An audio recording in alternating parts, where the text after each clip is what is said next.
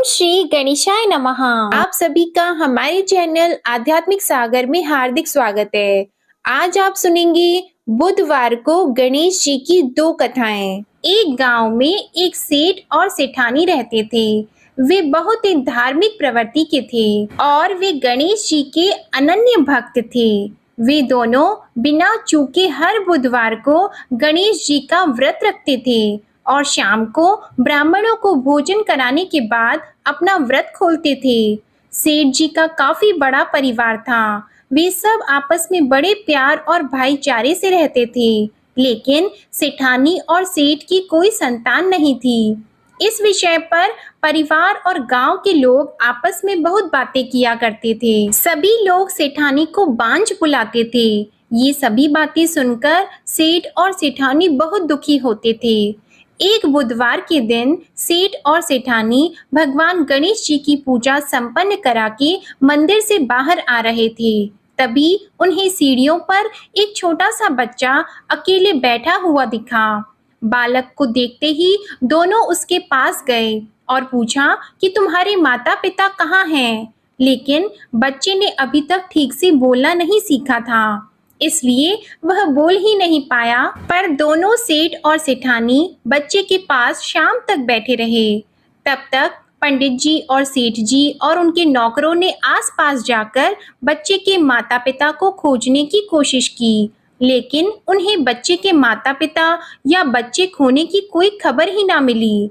फिर पंडित जी ने सेठ और सेठानी को वह बच्चा अपने घर ले जाने के लिए कह दिया। साथ में ये भी कहा कि अगर बच्चे के माता पिता यहाँ पर आते हैं तो मैं स्वयं उन्हें आपके पास ले आऊंगा। तब सेठ और सेठानी की खुशी का ठिकाना नहीं रहा। वे दोनों खुशी खुशी उस नन्हे बालक को अपने साथ घर लेके गए। सेठानी ने बच्चे का नाम अपने आराध्य भगवान श्री गणेश जी के नाम पर गणेश रख दिया और बड़े ही प्यार और दुलार से उसका पालन और पोषण करने लगे। कुछ दिनों के बाद उसी गांव में एक ठग पति पत्नी आए। उनका इरादा गांव के सबसे अमीर आदमी को ठगने का था। वे दोनों ठग गणेश मंदिर की सीढ़ियों पर बैठकर सोच विचार कर रहे थे। तभी वहां पर पंडित जी आ गए और गांव में अनजान लोगों के दिखते ही उनसे पूछा कि क्या आपका बच्चा खो गया है?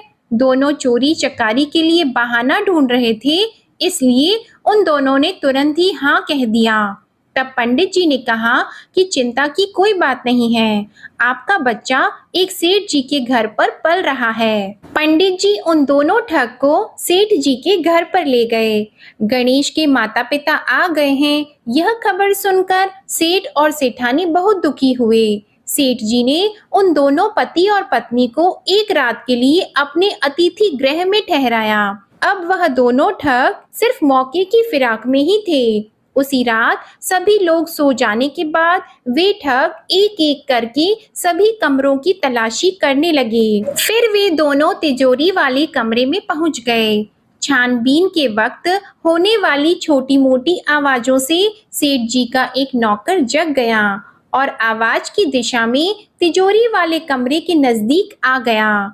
उसने चुपके से अंदर जब झांक कर देखा तो दोनों ही मेहमान कीमती सामान चुरा रहे थे।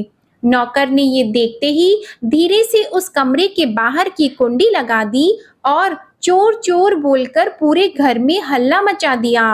शोरगुल की आवाज सुनते ही घर के सभी लोग इकट्ठा हो गए। तब सेठ जी ने उन दोनों चोर पति पत्नी को कमरे से बाहर निकाला और सुबह ही पंचायत में हाजिर कर दिया। सेठ जी ने सरपंच जी को पूरा मसला बताया और कहा कि ये दोनों तो चोर हैं, अब हम पुत्र गणेश को इन दोनों को नहीं देंगे। लेकिन वे दोनों ठग पति पत्नी अपनी जिद पर ही अड़ गए और बच्चे को ले जाने की जिद करने लगे। सरपंच जी ने इस गंभीर समस्या का एक तोड़ निकाला। उन्होंने सेठानी और दूसरी औरत को गणेश जी के सामने खड़ा कर दिया और कहा, जिसके भी आंचल से दूध की धार गणेश के मुंह में जाएगी, वह बालक गणेश उसके पास ही रहेगा।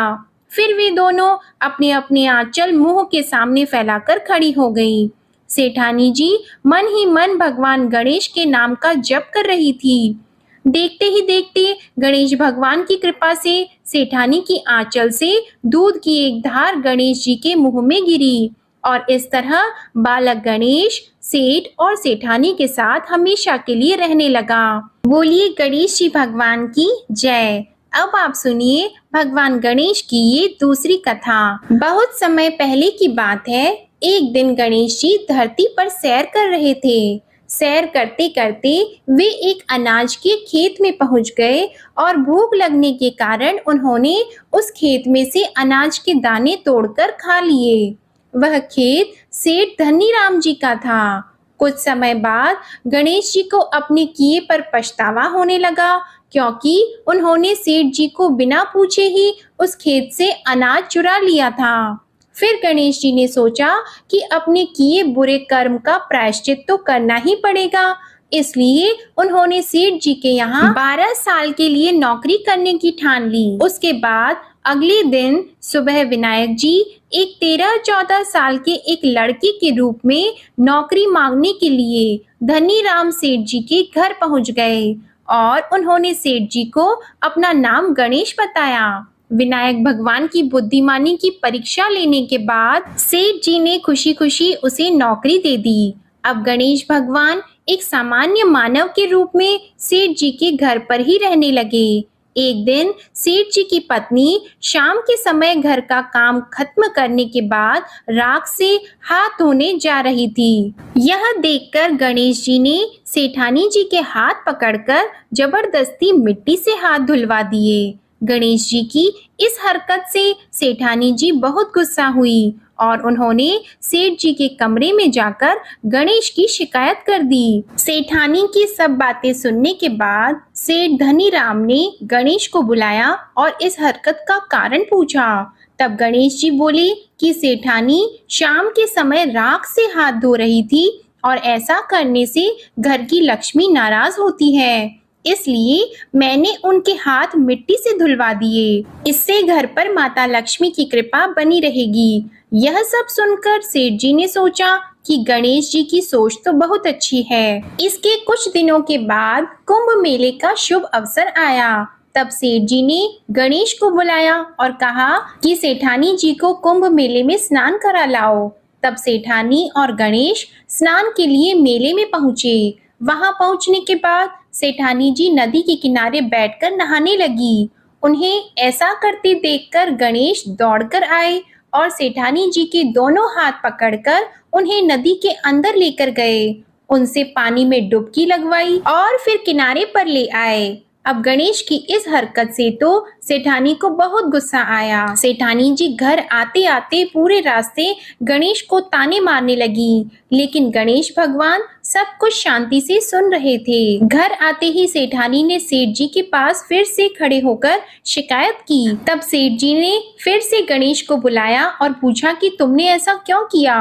गणेश जी बोले, सेठ जी सेठानी जी नदी के किनारे बैठकर गंदे पानी से नहा रही थी, तो मैंने उन्हें नदी में ले जाकर साफ पानी में डुबकी लगवाई। ऐसा करने से उन्हें अगले जन्म में बहुत बड़ा राजपाट और वैभव मिलेगा। सेठ जी ने सोचा कि गणेश के विचार तो बहुत अच्छे हैं, मेरे परिवार का भला सोचता है। कुछ दिनों के बाद सेठ जी के घर पर पूजा थी। पंडित जी आने के बाद में सेठ जी ने गणेश से कहा, जाओ और सेठानी को बुलाकर लाओ। सेठ जी के आज्ञा के अनुसार गणेश जी सेठानी को बुलाने गए। उस वक्त सेठानी काली चुन्नी ओढ़कर कमरे से बाहर आ रही थी। वह देखते ही गणेश जी वह काली चुन्नी उतारकर फाड़ दिए और कहा कि पूजा के लिए लाल रंग की चुन्नी ओढ़कर आओ। अब सेठानी जी गणेश जी पर बहुत नाराज हुई और उन पर चिल्लाने लगी। इस आवाज को सुनकर सेठ जी वहां पर भागते हुए आए और पूछा कि क्या हुआ। तब सेठानी ने बोला कि गणेश ने मेरी चुन्नी फाड़ दी। फिर सेठ जी ने भी गणेश को बहुत डांटा। जवाब में गणेश जी ने कहा कि सेठ जी पूजा में कभी भी काला वस्त्र नहीं पहनते, इससे शुभ काम सफल नहीं होते, इसलिए मैंने ऐसा किया। सेठ जी ने सोचा कि गणेश तो बहुत समझदार है। इसी तरह लीला रचाते हुए उसी घर में गणेश जी के 12 साल बीत गए। फिर एक दिन सेठ जी ने नया कारोबार शुरू करने से पहले घर में पूजा रखी थी। पूजा करते करते सेठ जी को याद आया कि पूजा की सामग्री में गणेश भगवान की मूर्ति तो है ही नहीं। तब उन्होंने अपने नौकर गणेश को पूजा घर से भगवान विनायक जी की मूर्ति लाने के लिए कहा। तब गणेश बोला कि मुझे ही मूर्ति समझकर आप पूजा में विराजमान कीजिए, आपके सारे शुभ काम सफल हो जाएंगे। इस बात को सुनकर सेठ जी को गुस्सा आया और वे बोले, गणेश, तुम अब तक सेठानी से मजाक करते थे, अब मुझसे भी करने लगे हो। तब उत्तर में गणेश जी ने मुस्कुराते हुए सेठ जी से कहा कि मैं मजाक नहीं कर रहा, मैं सत्य कह रहा हूँ। इतना कहने के बाद नौकर गणेश ने अपना असली भगवान स्वरूप धारण कर लिया। साक्षात भगवान श्री गणेश को सामने देखते ही सेठ और सेठानी उनके चरणों में लीन हो गए और उन्होंने अपनी पूजा संपन्न की। इसके बाद गणेश जी देखते ही देखते अंतर ध्यान हो गए। बाद में सेठ और सेठानी को बहुत पछतावा होने लगा कि स्वयं भगवान हमारे घर नौकरी कर रहे थे और हमने उनके साथ कितना बुरा व्यवहार किया, उनसे बहुत सारा काम कराया। ये सोच सोचकर दोनों दुखी रहने लगे। फिर उसी रात सेठ और सेठानी के सपने में भगवान गणेश प्रकट हुए और उन्हें समझाया कि मैंने 12 साल पहले तुम्हारे खेत से अनाज के दाने बिना पूछे तोड़ लिए थे और उसी कर्म का दोष दूर करने के लिए मैं 12 साल से तुम्हारे घर नौकरी किया। धनी राम सेठ जी के जीवन की काया पलट हो गई। गणेश जी जैसी माया आपने धनी राम सेठ जी पर की, वैसी ही माया इस कहानी को पढ़ने वाले, सुनने वाले और हर एक व्यक्ति पर करना। कथा अधूरी हो तो इसे पूरी करना और हमसे कोई गलती हुई हो तो उसे क्षमा करना। प्रेम से बोलिए भगवान गणपति जी की जय। अब आप सुनिए श्री गणेश चालीसा का पाठ। जय गणपति सद्गुण सदन, कविवर बदन कृपाल, विघ्न हरण मंगल करण, जय जय जय गिरिजालाल। जय जय जय गणपति गणराजू, मंगल भरण करण शुभ काजू। जय जगबदन सदन सुखदाता, विश्व विनायक बुद्धि विधाता। वक्रतुंड शुचि शुंड सुहावना, तिलक त्रिपुंड भाल मन भावन। राजत मणि मुक्तन उर्माला, स्वर्ण मुकुट शिर नयन विशाला।